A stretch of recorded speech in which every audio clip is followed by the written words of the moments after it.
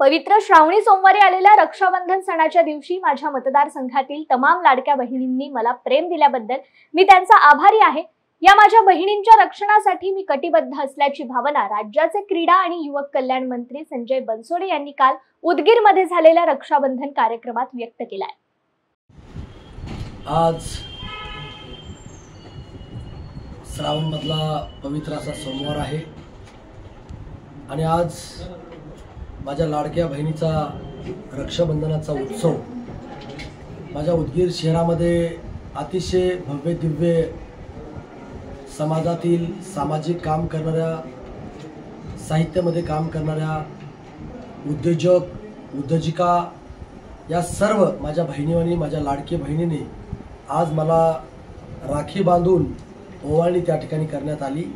आणि जवळजवळ हजारो माझ्या लाडक्या बहिणींनी आज मला राखी बांधून माझा हात मजबूत करण्याचं काम त्या ठिकाणी केलेले आहे